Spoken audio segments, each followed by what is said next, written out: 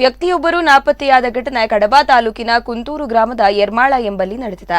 ಸತೀಶ್ ನಾಪತ್ತೆಯಾದ ವ್ಯಕ್ತಿಯಾಗಿದ್ದು, ಕಳೆದ ಆಗಸ್ಟ್ 2ರಂದು ಮನೆ ಬಿಟ್ಟು ಹೋದವರು ಬಳಿಕ ನಾಪತ್ತೆಯಾಗಿದ್ದಾರೆ. ಈ ಬಗ್ಗೆ ಸತೀಶ್ ಪತ್ನಿ ಗೀತಾರವರು ನಿನ್ನೆ ಕಡಬ ಠಾಣೆಗೆ ದೂರು ನೀಡಿದ್ದು, ಸದ್ಯ ಪ್ರಕರಣ ದಾಖಲಾಗಿದೆ.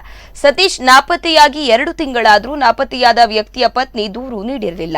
3 ದಿನಗಳ ಹಿಂದೆ ನಾಪತ್ತೆಯಾದ ವ್ಯಕ್ತಿಯ ಮನೆಯಿಂದ ಸುಮಾರು ಅರ್ಧ ಕಿಲೋಮೀಟರ್ ದೂರದಲ್ಲಿ ಅನ್ನಡ್ಕ ಎಂಬಲ್ಲಿ ಸಣ್ಣ ಹಳ್ಳವೊಂದರಲ್ಲಿ ಮಾನವನ ತಲೆಬುರುಡೆಯೊಂದು ಮಳೆ ನೀರಿಗೆ ಕೊಚ್ಚಿಕೊಂಡು ಬಂದಿತ್ತು.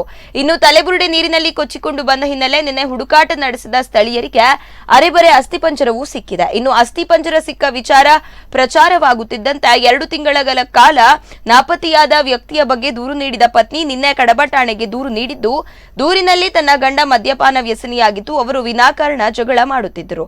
ಆಗಾಗ ಮನೆ ಬಿಟ್ಟು ಹೋಗುತ್ತಿದ್ದು, 10 ರಿಂದ 15 ದಿನಗಳ ಬಳಿಕ ಮನೆಗೆ ವಾಪಸ್ ಬರುತ್ತಿದ್ದರು. ಸತೀಶ್ ಅವರನ್ನು ಪತ್ತೆ ಹಚ್ಚಲು ಪ್ರಯತ್ನಿಸಿದರೂ ಯಾವುದೇ ಪ್ರಯೋಜನವಾಗಿಲ್ಲ. ಎಲ್ಲಿಯೂ ದೂರ ಹೋಗಿ ನೆಲೆಸಿರಬಹುದೆಂದು ತಿಳಿದು ನಾನು ದೂರು ನೀಡಿರಲಿಲ್ಲ. ಇದೀಗ ಮನೆಯಿಂದ ಅರ್ಧ ಕಿಲೋಮೀಟರ್ ದೂರದಲ್ಲೇ ಅರೆಬರೆ ಮಾನವನ ದೇಹದ ಭಾಗಗಳು ಸಿಕ್ಕ ಹಿನ್ನೆಲೆ ಇದು ಕಾಣೆಯಾದ ಸತೀಶರ ದೇಹವೇ ಎಂಬ ಸಂಶಯ ಇರುವುದರಿಂದ ದೂರು ನೀಡುತ್ತಿದ್ದೇನೆ ಎಂದು ಅವರು ತಿಳಿಸಿದ್ದಾರೆ.